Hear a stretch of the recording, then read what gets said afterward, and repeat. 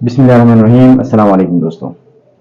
जैसा कि आपको मालूम है कि हम नवाज शरीफ के अदवार हुकूमत जो है वो पढ़ रहे हैं और पिछले एपिसोड के अंदर, पिछली वीडियो के अंदर हम इनका जो पहला दौर हुकूमत है वो देख चुके हैं। ठीक है, और इस वीडियो के अंदर हम इनका जो दूसरा दौर हुकूमत है उसके बारे में जानेंगे। पहला दौर हुकूमत इनका 6 नवंबर 1990 से लेकर 18 जुलाई 1993 तक था। बहुत थोड़ा सा टाइम था, तकरीबन 2 साल 7 महीने जो है इन्होंने गुजारे और उसके अंदर इन्होंने काफ़ी सारी चीज़ें जो है वो करने की कोशिश की, लेकिन आखिरकार इनकी हुकूमत जो है वो 58(2)B की वजह से ख़त्म हो गई। अब आज इस वीडियो के अंदर हम जिस चीज़ का जिक्र करेंगे, ठीक है, जो चीज़ हम फोकस करेंगे वो नवाज शरीफ का दूसरा दौर हुकूमत है, जो कि 17 फरवरी 1997 से लेकर 12 अक्टूबर 1999 तक का है। ठीक है, तकरीबन 2 साल 8 महीने का दौर है ये, और इसके अंदर इन्होंने जो कुछ किया, जो कुछ हासिल किया और आखिरकार फिर कैसे इनकी हुकूमत खत्म हुई, इसके बारे में हम जानेंगे।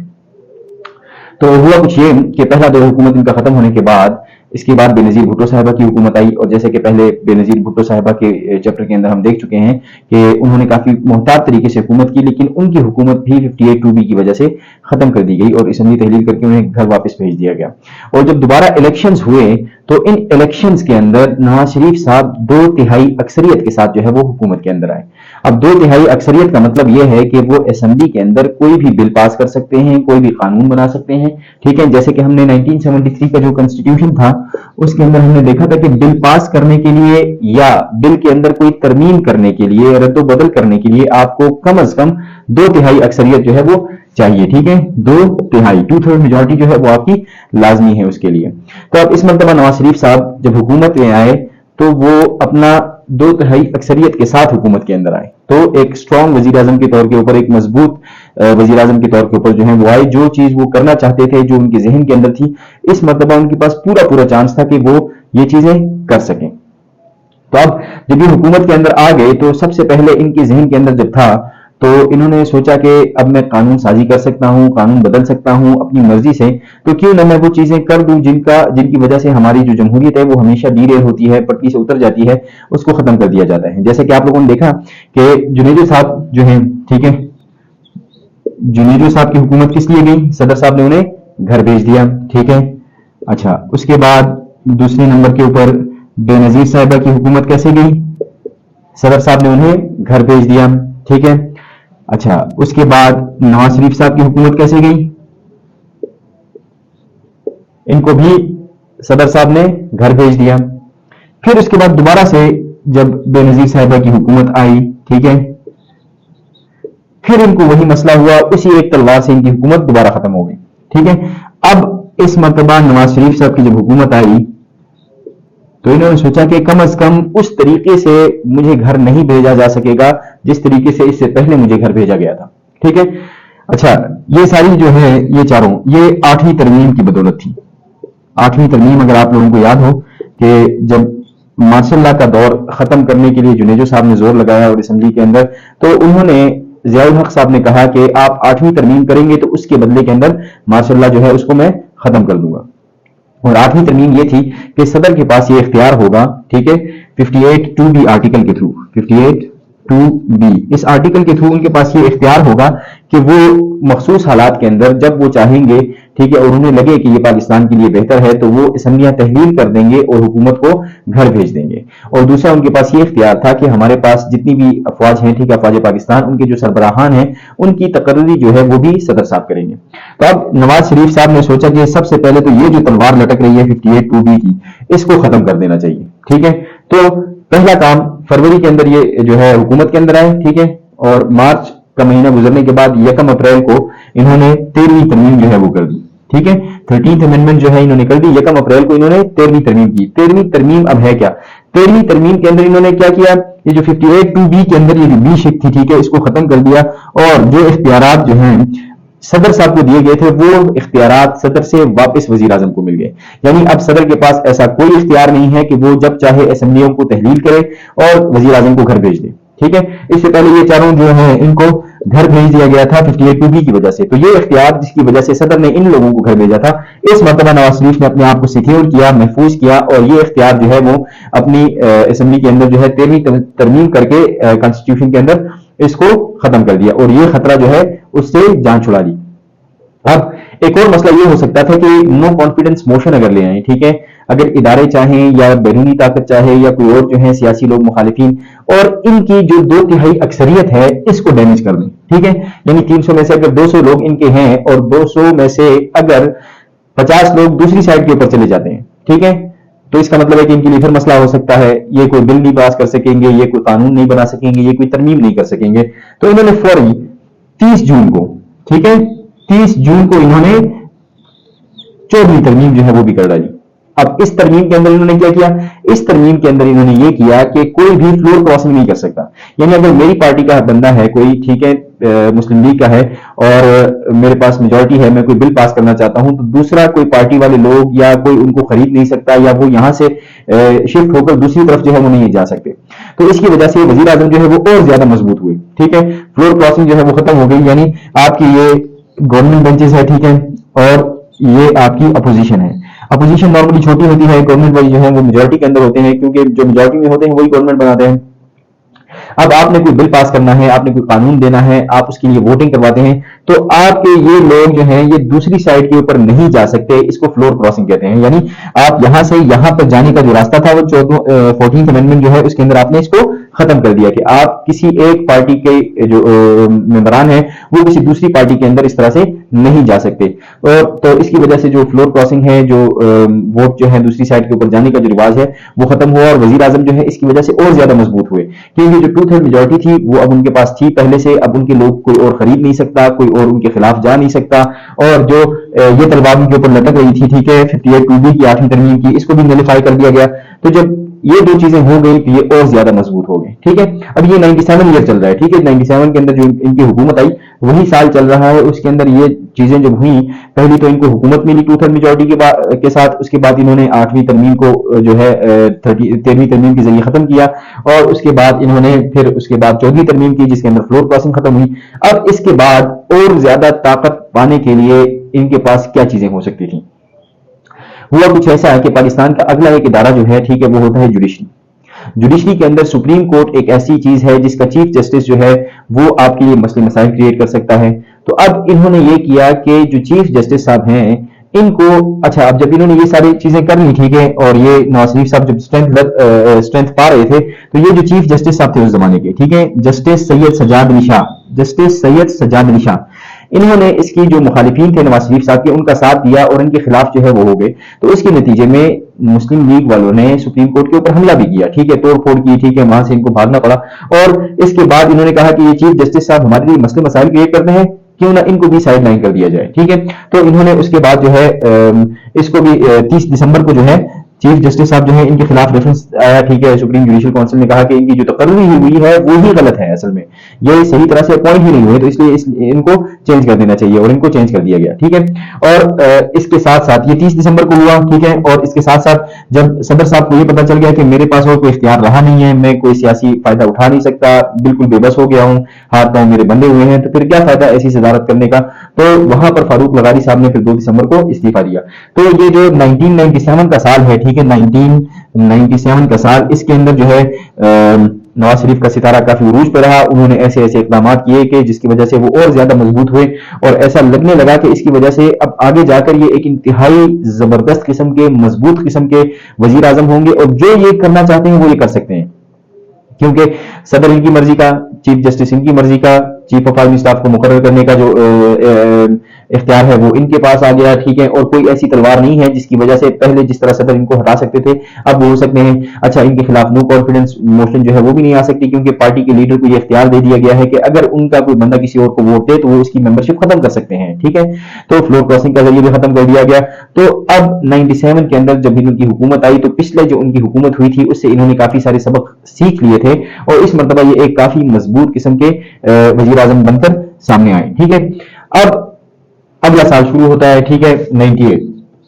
1998 کا سال جب شروع ہوتا ہے تو اس سال کے اندر اب ان کی ذہنیت جو ہے اس کے اندر بھی کچھ تھوڑا بہت جو ہے وہ فتور آ چکا ہے، کیونکہ یہ سمجھتے ہیں کہ اب میں پورے پاکستان کے اندر سب سے اسٹرانگسٹ آدمی ہوں، ٹھیک ہے، تو جو میں چاہوں گا وہ میں کروں گا۔ تو ایسا ہوا کہ ان کی جو حلیف پارٹی تھی ANP کی KPK کے اندر، تو ان کے ساتھ ان کے اختلافات بڑھے، کیونکہ KPK والے چاہتے تھے کہ ہمارا جو صوبے کا نام ہے، ٹھیک ہے، پہلے NWFP ہوا کرتا تھا، ٹھیک ہے، یا صوبہ سرحد اس کو کہتے تھے، اس کو بدل دیا جائے۔ اب اس کو بدلنا یہ چاہتے نہیں تھے، ٹھیک ہے، وہ اس کا نام جو ہے وہ پختونخوا رکھنا چاہتے تھے، اور یہ جو ہے وہ مکمل طور سے اس کے اوپر راضی نہیں تھے، کیونکہ ان کا کافی ساری ووٹ بینک جو ہے یہ مانسہرہ بٹگنام اس ایریا کے اوپر ہے، جو کہ اس کا حصہ نہیں بننا چاہتے تھے۔ تو اس کی وجہ سے جو NWFP کا نام ہے یہ وہ چینج نہیں کیا انہوں نے، تو اس لیے ANP کے ساتھ ان کے تعلقات جو ہیں وہ تھوڑے سے خراب ہوئے اور اختلافات جو ہے ان کے ساتھ بڑھ گئے، ٹھیک ہے۔ اچھا، ایک اور کام انہوں نے یہ کیا کہ اب پاکستان کے اندر ہمیں اگر بجلی کے مسئلے ہیں یا اریگیشن کے مسئلے ہیں، زراعت کے مسئلے ہیں، ان کو حل کرنے کے لیے ڈیمز بنانے چاہیے۔ تو کالا باغ ڈیم جو ہے اس کا جو ہے انہوں نے کہا کہ اعلان کر دیتے ہیں کہ ہم کالا باغ ڈیم بنائیں گے۔ اب ڈیمز جتنے بھی ہیں وہ پاکستان کے لیے تو فائدہ مند ہیں، اب ان کو سیاسی طور کے اوپر استعمال کیا جاتا ہے ایک دوسرے کی ٹانگ کھینچنے کے لیے۔ اب کیوں؟ اب کالا باغ جو ہے وہ ایک متنازعہ ڈیم تھا، ٹھیک ہے، اس کی وجہ سے بہت سارے جو باقی صوبے ہیں، چھوٹے صوبے، ان کو اس کی رائلٹی کے اوپر، اس کے پانی کی تقسیم کے اوپر، اس کے اوپر ایشوز تھے۔ اب ان ایشوز کو ایڈریس کر کے بھی کالا باغ ڈیم بنایا جا سکتا تھا، لیکن انہوں نے سوچا کہ کیونکہ اب میرے پاس ساری طاقت ہے تو میں اس کو ایسے ہی بناؤں گا، اور اس کا فائدہ زیادہ تر جو ہے وہ پنجاب کو ہو رہا تھا، جس کی وجہ سے KPK سندھ جو ہے یہ اس کی وجہ سے ان کے زیادہ حامی نہیں تھے۔ تو ANP پہلے ہی ان کے خلاف ہو چکی تھی، اور کالا باغ ڈیم کے بارے میں جب انہوں نے یہ بات کی تو سندھ کے اندر جو پانی جاتا ہے، ٹھیک ہے، اس کی وجہ سے MQM جو ہے وہ بھی ان کے خلاف ہو گئی۔ تو ANP خلاف ہونا، MQM کا خلاف ہونا، ٹھیک ہے، تو یہ ان کے لیے آہستہ آہستہ یہ مسئلے مسائل بڑھتے جا رہے ہیں سیاسی طور کے اوپر، ٹھیک ہے۔ پھر ایسا ہوا کہ کراچی کے اندر ایک واقعہ ہوا، اور مختلف واقعات کے اندر تقریباً 200 لوگ، ٹھیک ہے، 200 لوگ جو ہیں وہ آپ کی دہشت گردی کے واقعات کے اندر ہلاک ہو گئے۔ اب 200 لوگوں کا اچانک سے اس طرح سے ہلاک ہو جانا جو ہے وہ بھی آپ کے لیے مسئلے مسائل کریٹ کر دیتا ہے، ٹھیک ہے۔ اب یہ کام ہونا، اس کے ساتھ ساتھ جو ہے آپ کے جو سیاسی حالات ہیں MQM کے ساتھ وہ بھی بدلے۔ ANP جو ہے ان کا بھی کراچی کے اندر کافی رول ہے، پیپلز پارٹی آپ کی پہلے سے ہی مخالف ہے، ٹھیک ہے، جو سندھ کے اندر جن کی کافی ساری میجورٹی ہے۔ تو یہ ساری سیاسی حالات جب آپ کے خلاف ہوئی تو آپ نے پھر گورنر راج جو ہے وہ نافذ کر دیا، ٹھیک ہے۔ گورنر راج یہ ہوتا ہے کہ آپ کی جو اسمبلی بنی ہوئی ہے صوبے کی، اب وہ اسمبلی جو ہے یا اس کا چیف منسٹر جو ہے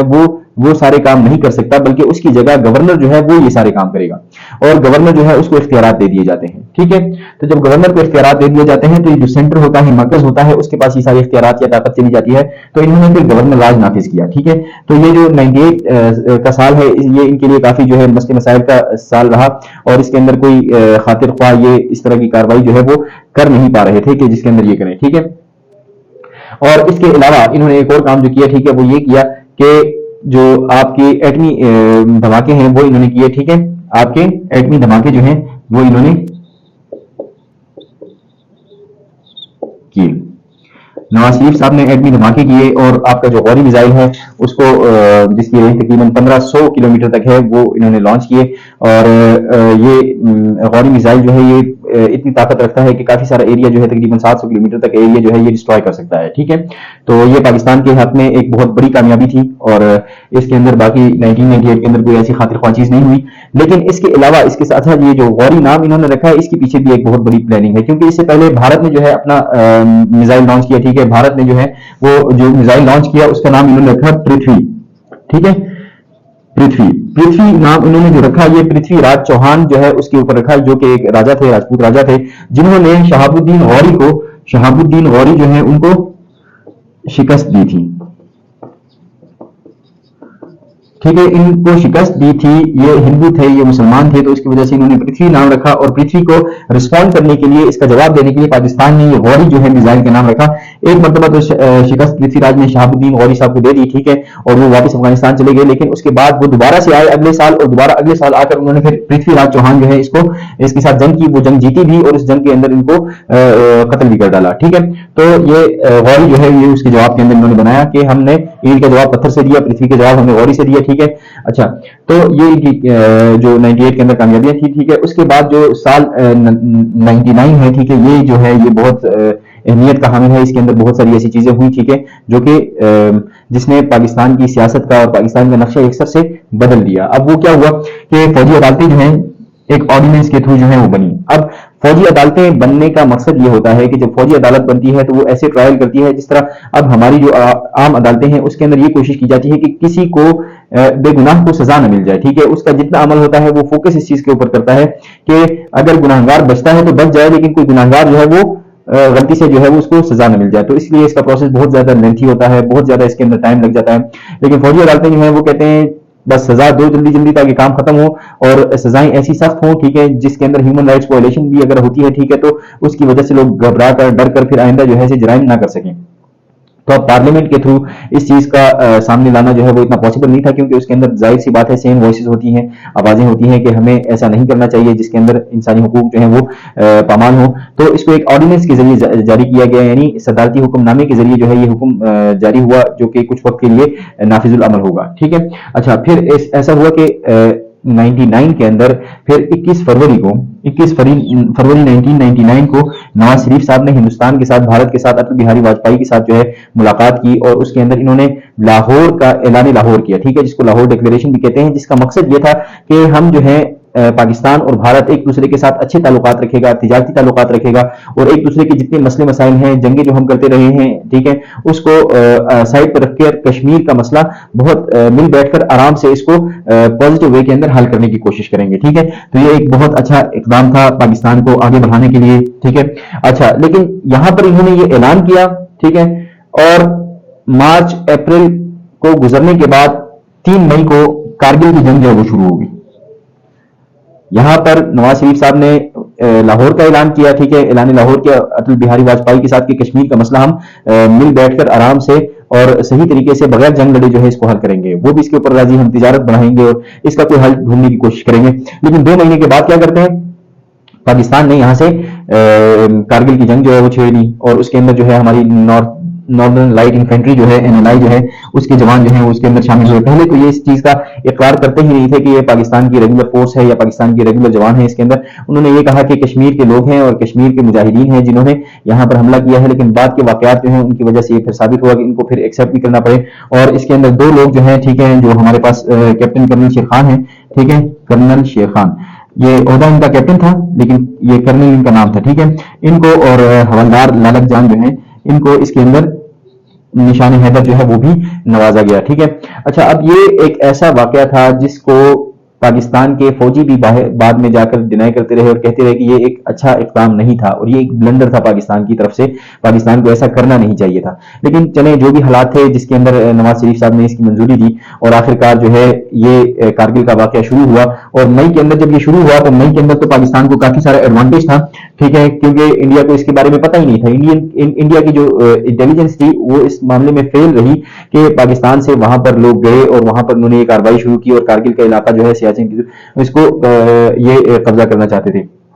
ٹھیک ہے, لیکن جب انہیں اس چیز کا اندازہ ہوا اور اس کے بعد انہوں نے واپسی کی کارروائی کی, ٹھیک ہے, تو اس کے اندر پاکستان کا انہوں نے کافی سارا نقصان کیا. ٹھیک ہے, اور بعد کے مئی کے اندر, لیٹر مئی کے اندر انہوں نے اس کا کافی جو ہے فائدہ اٹھایا. جون کے اندر پاکستان کو اور زیادہ نقصان ہوا, اور پاکستان جو ہے وہ انڈیا کے مقابلے میں کافی چھوٹا ملک ہے. ٹھیک ہے, اور پاکستان نے اس جنگ کے اندر اپنے تقریباً 5000 لوگ جو ہیں ان کو شامل کیا ہوا تھا. اس کے بدلے میں انڈیا نے تقریباً 2 لاکھ کی فوج جو ہے وہ پاکستان کی بارڈرز کے اوپر لے آئے. ٹھیک ہے, تقریباً 20,000 کی فوج جو ہے وہ کارگل کے اوپر لے کر گئے, اور اپنی جو پوری ایئر فورس ہے اس کو جو ہے استعمال کرنا شروع کیا. اور پاکستان کے اوپر اس کا بلیم بھی لگایا گیا, انٹرنیشنلی بھی پاکستان کو اس کے لیے جو ہے وہ الزام, مورد الزام ٹھہرایا گیا, کیونکہ پاکستان وہ ملک ہے جس نے یہ جنگ چھیڑی. ٹھیک ہے, اور LOC جو ہے لائن آف کنٹرول جو ہے جس کو نہیں چھیڑنا چاہیے تھا, کراس نہیں کرنا چاہیے تھا, اس نے اس کو کراس کیا اور تھرو ریگولر آرمی کراس کیا. ٹھیک ہے, یہ کوئی ایسا واقعہ نہیں تھا کہ جو پری پلان نہ ہو, ٹھیک ہے, اور ایسے ہی پیش آ گیا ہو, لیکن پاکستان اس کے اندر چونکہ انوالو رہا تھا اس لیے پوری انٹرنیشنل دنیا جو ہے وہ پاکستان کی مدد اس کے اندر نہیں کر رہی تھی, اور پاکستان ہی کو مورد الزام ٹھہرا رہی تھی اور کہہ رہی تھی کہ پاکستان نے غلطی کی ہے. تو اس لیے پاکستان کو جو ہے اگر کوئی بھی بات کرنی ہے تو اس کے لیے پاکستان کو پہلے اپنی ٹروپس واپس بھجانی ہوں گی. ٹھیک ہے, تو پھر جو ہے نواز شریف صاحب جب گئے امریکہ کی مدد سے, پھر کلنٹن صاحب نے جو ہے